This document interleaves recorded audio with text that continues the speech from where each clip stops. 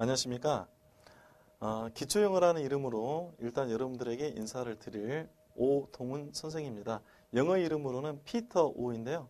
피터라고 지었던 이유는 부르기 쉬워서 피터라고 지었고, 공교롭게 제가 옛날 근무했었던 외국어 학원에 데니얼 그리고 데니엘이라고 하는 남자 여자 영어 강사가 있어가지고 좀 부르기 쉽게 피터라는 이름으로 제 이름을 개명을 했습니다. 그리고 제 별명은 쉽게 이렇게 불러주세요. 영어 돼지. 지금 이니셜 형태에서 오 다음에 웃는 표현 영어 돼지요? 영어 돼지입니다. 이 수업이 끝나게 됐었을 때 기초가 없으신 분조차도 마지막에 영어가 되려고 하네? 영어 되지? 영어 되지? 응, 영어 되지. 이러한 가벼운 인사를 나눌 정도가 됐으면 하는 것이 이 수업의 목표가 되겠습니다. 그러면 OT의 방향이 돼서 비교적 좀 추상적인 내용은 좀 축약을 시키고 구체적인 얘기를 하게 될 텐데요. 영어의 기초라고 하면 우리 통상적으로 수험생들이 무슨 땡땡 기초 영어를 정복해야지만이 기초가 되는 것으로 생각하게 되는데 사실 그렇지 않습니다. 영어 기초라고 하는 것은 문장이라고 하는 큰 틀 내에서 의미 단위가 어떻게 번역이 되어지고 어떤 문장이 주어든지 간에 그것을 정확하게 번역을 하고 그리고 맞고 틀리고 여부를 확인할 수 있는 그 과정을 우리가 기초라고 하는 거거든요. 그래서 그것을 목표로 이 수업을 진행하게 될 텐데 통상적으로 영어의 기초는 크게 세 가지 기초로 구분합니다. 소리의 기초, 구조의 기초, 표현의 기초로 설명을 하게 되는데 우리 시험 영어를 기준으로 소리도 상당히 중요합니다만 소리적인 요소는 우리가 다루지 않는다. 그리고 구조 표현으로 구분하게 되는데 우리가 통상 얘기하는 보캐블러리적 요소도 다루지 않는다. 단 여러분들이 어려워하는 단어 같은 경우는 제가 수석을 달아드리고 수업을 진행할 것입니다. 그래서 구조적인 측면을 바탕으로 수업을 진행을 하게 될 텐데요. 이 구조적인 측면의 논리는 무엇이냐면 문장의 주어와 동사하고의 관계를 우리가 구조라고 합니다. 그래서 주어 동사의 단문의 구조를 여러분들이 정확하게 잡아내신 다음에 그 다음에는 문장의 또 다른 동사가 연결이 되기 위해서는 연결하는 단어가 필요하거든요. 그래서 우리가 접속사라고 합니다.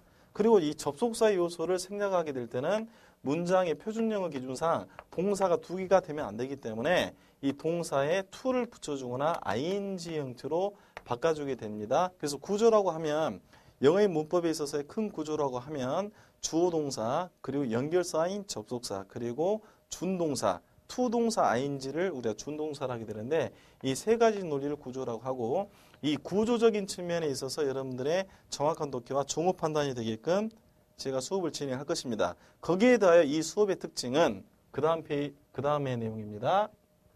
계속 칠판만 보시면 되겠습니다. 제가 여러분들에게 이 강의를 하게 될 때 어떠한 기법을 여러분들에게 끌어다가 쓸 것이냐면 비교 언어학적인 교수 방법을 쓸 거예요. 다시 한번 제가 이 수업을 진행할 때 비교 언어학적인 교수 기법을 쓸 것입니다. 이게 무슨 말이냐면 우리나라 말인 코리안과 영어는 공통적인 측면이 있고요. 그리고 우리말과 영어에 큰 차이점이 있습니다. 그래서 이 공통점과 차이적인 측면을 여러분들이 반드시 기억을 하시고 정확하게 여러분들이 번역을 하실 수 있어야 될 텐데 이 공통적인 측면이라고 하면 무엇이냐면 소위 의미 최소 단위라고 하지요. 그래서 이 의미 단위를 우리가 일명 품사라고도 얘기를 하게 되는데요. 의미 덩어리가 이어지는 엄마, 나 배고파, 엄마, 배고파할 때 엄마라고 하는 것은 부르는 것이죠. 주목을 끌기 위한 말이고 나는 이게 주어입니다. 나 의미죠. 배고파 이게 뭐가 됩니까? 의미 덩어리가 되는 것이거든요. 그래서 이러한 의미 덩어리적인 측면에 있어서 명사, 동사, 형용사, 부사라고 하는 부분이 우리말의 표현의 감각과 일치합니다. 그 요소를 어떻게 이게 우리말적인 형태로 번역이 되어지느냐라고 하는 이 연결고리를 찾아내는 것이 바로 비교 언어학적인 접근 방법인데요. 여러분들 이 수업이 끝나기 전까지 하도 많이 들어가지고 워낙 많이 들어가지고 나중에 질려버릴 정도가 될 수 있을 것으로 제가 확신하는데 처음에는 좀 어려울 겁니다. 명사라고 하는 것은 이름이 있거나 우리말적인 번역에 있어서 것 혹은 지 내지는 기 이 정도로 번역이 되어지는 말을 우리가 명사라고 하게 됩니다. 이름 있는 게 전부 다 명사입니다. 하지만 우리말적 번역이 동사하는 것, 동사하기, 동사하는 지 정도의 번역이 되는 말이 이게 바로 명사예요. 그리고 동사는 아주 쉽게 얘기해가지고 이다 하다라고 끝나는 말의 형태가 동사이지요. 그리고 형용사라고 하는 것은 명사를 설명하는 말로서 뭐뭐의 뭐뭐인 뭐뭐라는 뭐뭐하는 그리고 뭐뭐할 정도의 표현의 감각이 바로 형용사입니다. 부사가 상당히 어려운 개념입니다. 부사는 뭐뭐하게 다르게 정의하면 뭐뭐하는 방법으로 어떠한 장소에서 어떠한 시간에서 어떠한 이유로 목적으로 그리고 뭐뭐한다면 뭐뭐함에도 불구하고 뭐뭐하기 때문에 지금 최소한의 것들만 좀 정리하겠습니다. 의미 단위에 있어서 우리말의 표현의 감각의 형태랑 비교원학적으로 분석한다는 얘기는 의미 단위에 있어서 우리말적인 표현의 감각과 무엇이 매치가 되냐 이 말이죠. 무엇이 정확하게 맞냐 이 말입니다. 그래서 명사는 이름이 있거나 것, 기, 지, 동사는 이다 하다, 형용사 뭐뭐의 뭐뭐의 뭐뭐라는 뭐뭐하는 뭐뭐할, 니은, 일. 부사는 방법으로 장소에서 시간에서 이유로 목적으로 그리고 한다음에 불구하고 때문에 등등이 된 표현의 감각이에요. 이게 나중에 시간이 더해지면서 반복이 되어지고 스피드도 더 올라가고 그리고 모든 표현의 감각으로 제가 확장을 해드릴 것입니다. 그리고 이 명사라고 하는 것은 문장 내에서 어떤 번역이 되어진다? 주어의 번역이 되어진다라고 하는 것은 은는이가 정도의 번역이 된다는 얘기고 문장 내에서 죄송합니다. 이게 잘못 썼는데 문장 내에서 어떠한 번역도 또한 되는 거냐면 이 보호의 번역이 되어지거나 목적어의 번역이 되어집니다. 보호의 번역이 된다는 얘기는 우리말적인 번역에 있어서 상태로, 채로, 그리고 뭐뭐라고 정도로 번역이 되어질 때 우리가 보호라고 칭하고요. 목적어라고 하는 것은 뭐뭐을 내지는 누구에게 뭐뭇을 이라는 표현의 감각을 우리가 목적어라고 하는 것이죠. 여러분들이 이 표현의 감각 중에서 어떤 표현은 여러분들이 정확하게 들어서 알고 있는 표현이 있을 것이고 어떤 부분들은 어렴풋하게 알거나 아예 모르는 처음 들어보는 개념 또한 있을 것입니다. 여기에서 문제가 시작하거든요. 영어와 우리말은 굉장히 다릅니다. 하지만 다르다라고 하는 부분에 있어서의 논리를 계속 배워가기보다는 공통적인 측면을 일단 정리하고 나서 다른 부분으로 여러분들이 확장해 가실 수 있어야 돼요. 그래서 방금 정리한 이 표현의 감각은요. 약 수백 번 정도 반복이 되어질 것으로 제가 믿습니다. 그리고 우리말과 영어의 차이점이 있는데요. 우리말과 영어의 표현의 큰 차이점이라고 하는 것은 우리말의 어순이라고 하는 것은 은는이가, 을를, 이다, 하다 등등의 동사 끝에 붙게 되는 소위 조사, 격조사라고 하지요. 그리고 동사형, 어미, 조사 및 어미를 통해 가지고 즉 은는이가, 을을, 이다, 하다라는 표현을 통해서 그 주어 서술어 관계가 결정이 되지만 영어라고 하는 것은 말의 순서, 그 순서에 의해서 그 의미가 결정이 되집니다. 그래서 우리말적인 논리에는 은는이가, 을을, 이다, 하다, 상태로 채로라는 번역 형태가 되지 않아요. 그런 표현 자체가 없습니다. 그 위치에서 그 의미가 결정이 되진다라고 하는 부분의 형태를 여러분들 잡아내시고 그리고 공통적인 측면이기도 하면서 또한 차이적인 측면의 형태가 바로 형용사 부사입니다. 영어를 진짜로 어렵게 만드는 것은 수식하는 표현들 때문에 어려워지거든요. 그래서 우리가 독립적인 챕터 형태로 수도 없이 많이 반복해서 형용사 부사의 공통적인 측면뿐만 아니라 차이적인 측면의 논리를 여러분들이 정리하게 될 것입니다. 이러한 공통점과 차이적인 측면의 형태, 특히 제가 이름을 붙여서 비교 언어학적 접근 방법이다라고 했는데요. 이 비교 언어학적인 접근 방법에 있어서 우리말적인 표현과 영어적 표현의 감각의 공통점을 찾아주셔야 돼요. 실제로 영어는 굉장히 쉽습니다.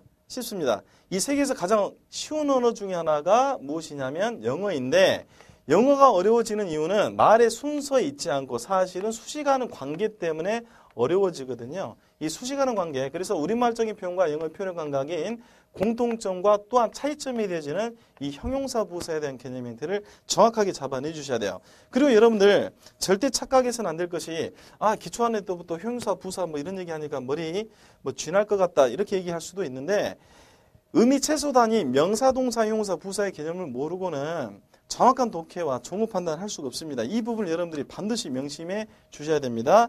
그래서 이 비교 언어학적인 수업의 기법을 통해 가지고 우리가 목표로 하는 것은 무엇이냐면 정확한 독해, 어떤 문장이 주어지든지 간에 정확하게 독해하고 그리고 이 어떤 문장이 주어지든지 간에 이 문장이 맞는지 틀린지 여부를 구분할 수 있는 그런 능력을 갖추는 것이 이 수업의 목표가 되겠습니다. 예를 들어서 He retained to his hometown.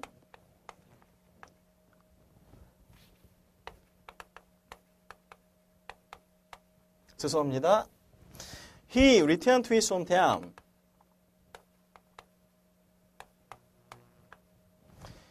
그는 그의 고향집으로 돌아왔습니다. 이 정도의 문장 여러분들 쉽게 잡아낼 수 있는데 그 다음 이어지는 표현의 형태가 이 다음에 listen to music 이 정도로 표현해봤습니다. 그럼 이 문장 맞습니까? 틀립니까? He returned to his hometown, listen to music.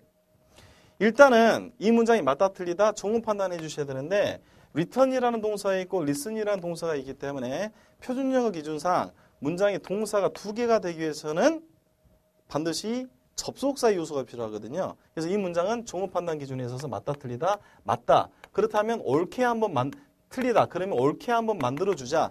바르게 만들어주자라고 하게 될 때는 이 두 번째 문장 listen이라는 동사에다가 ing를 붙여주면 음악을 들으면서 정도의 의미가 되어지므로 옳은 표현의 형태가 되어집니다. 아직은 여러분들이 본격적인 진도가 나가지 않았기 때문에 이 문장이 맞고 틀리고 여부는 확인하기 어렵습니다만 만약에 he returned to his hometown listening to music이라고 하는 옳은 문장이 있었을 때 여러분들이 이 문장의 토시 하나까지도 정확하게 번역할 수 있는 능력이 갖춰져야 됩니다. 이 부분에 대한 능력이 이 수업을 통해서 충분히 갖춰질 것으로 제가 믿습니다. 그래서 다시 한번 정리합니다. 우리 이 시간에 이 수업의 목표는 무엇이냐면 다른 거 없습니다. 여러분들이 주어지는 문장에 있어서 정확한 독해와 두 번째는 무엇이 맞고 틀린지 여부의 종합 판단 이 두 가지 정확한 독해 그리고 종합 판단 두 가지 목표를 위해서 수업을 진행을 합니다. 비교 언어학적인 수업의 기법 형태하고 그리고 우리 수업의 목표인 정확한 독해와 종합 판단을 하기 위한 수업 방법은요. 여러분들 그동안 여러분들이 살아오면서 배우는 과정을 통해서 많은 영어 선생님들의 수업을 한 번 정도는 들어보셨을 거예요. 끝까지 안 들어보셨다고 하더라도 수험생들이 실패하는 이유 중에 하나가 무엇이냐면 선생님이 설명하는 그 내용에 있어서의 용어적 정의 예를 들어서 명사, 동사, 형용사, 부사, 주어동사, 목적어, 보어, 형용사, 그리고 전치사, 접속사, 전면구 뭐 이런 등등의 용어적인 정의 때문에 영어를 쉽게 받아들이지 못한다라고 하는 것을 저는 많이 보아왔습니다. 해서 처음 수업이 진행이 되질 때는 예문을 바탕으로 이론적 배경을 빼내 갈 거예요. 그래서 천천히 여러분들이 봐서 답답할 정도로 천천히 수업을 진행할 것입니다.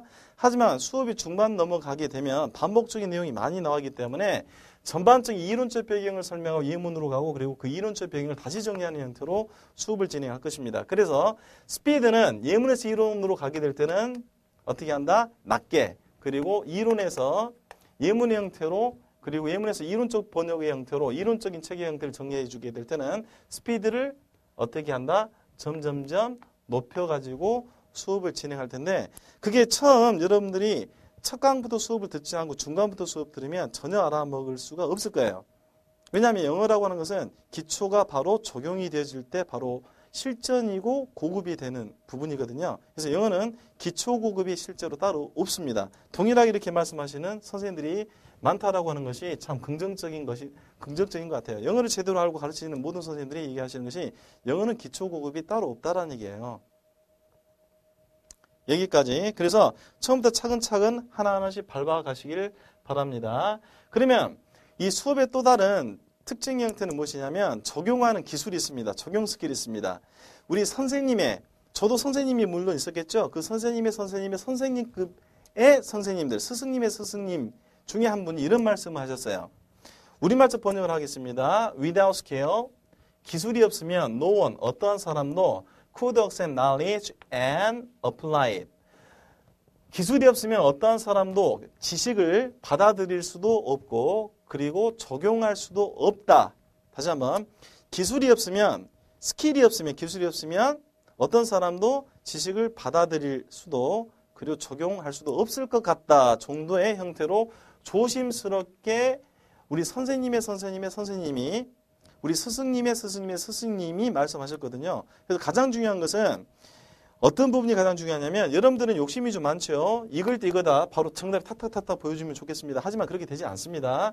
이론적 배경을 배우고 그 다음에 이것에 적절한 예, 그리고 문제를 통해서 연습을 통해서 부족한 이론적 배경의 형태까지 일순환의 과정이거든요. 이 일순환의 과정을 통해 가지고 실력이 쌓여가는 것이지 어떤 책을 선택하든지 간에 이론적인 배경의 수업의 형태만 계속 듣고 예를 들어서 동강을 듣더라도 이론 수업의 형태만 수업을 듣고 적용 안 됩니다 라는 얘기를 하시면 안 됩니다. 한 세트가 기본서 있는 이론, 문제, 종합문제, 단원별 문제 형태가 한 세트거든요. 그 연습을 하시고 나서 나중에 문제지를 별도로 선택을 하시거나 아니면 문제풀이 중심의 수업을 들으시면서 연습을 통해 가지고 그때 원하는 점수가 안 나왔을 때 실망을 해야지 기본 수업이라는 기초 수업의 과정에서 좀 이해가 안 된다, 문제 안 풀린다 실망하셔는 절대로 안 된다는 얘기를 드리고 싶습니다. 그래서 이 대표적인 스킬적인 측면으로 선생님이 주로 강의할 부분이 끊어읽기입니다.